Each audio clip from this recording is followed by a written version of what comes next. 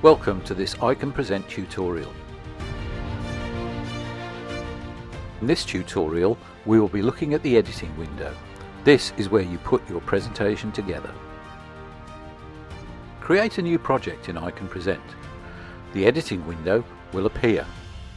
The editing window is split into a number of key areas. The main part of the window is the preview area. This is the area where you build up the contents of the slide. A slide can have a background picture and a colour, and then have images, sometimes known as artifacts, and symbols added to it.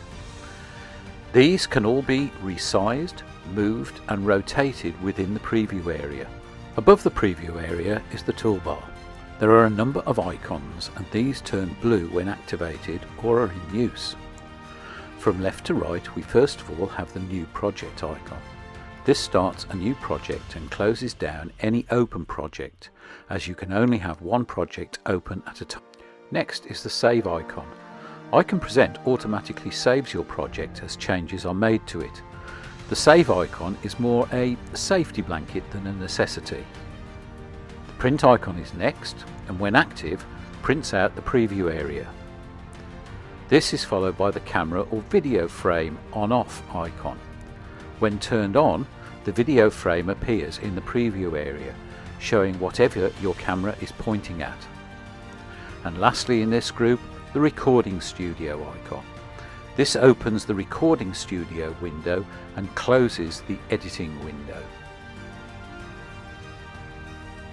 Towards the middle of the toolbar are the Undo and Redo icons. This is a multiple undo and redo feature. The name you give your project is also displayed, and it's a good idea to give projects a meaningful name. The Studio Settings icon opens a control window that allows you to select a camera and microphone to use from a drop-down list. You can opt not to use either if you wish. It also controls the filters that can be applied to the devices, for example the chroma key filter. The three icons to the right side of the toolbar control the tool panel features. The first is the Symbols icon. Clicking this opens the symbol library in the tool panel below.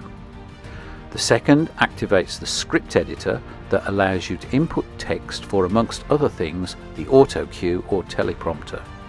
You can find out more about this in the text editing tutorial. And finally, the Layer Settings icon, which opens the settings panel. The contents of the panel changes depending on the selection that is being made from the preview area.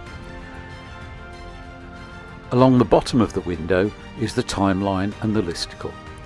The timeline contains thumbnail views of the slideshow. The first frame in the timeline is the sticky frame, and objects added to the sticky frame will appear on all subsequent frames.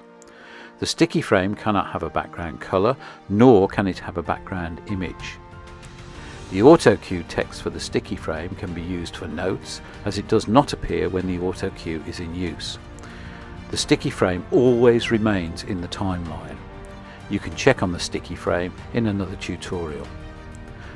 The plus icon adds slides to the timeline, and a slide can also be deleted by a right click which opens a menu, and from there you can select to duplicate or delete the slide. Selecting a slide in the timeline displays it in the preview area, and it can then be edited. A slide can also be dragged and dropped to a new location. In other words, the order of the slides can be changed. Below the timeline is the listicle.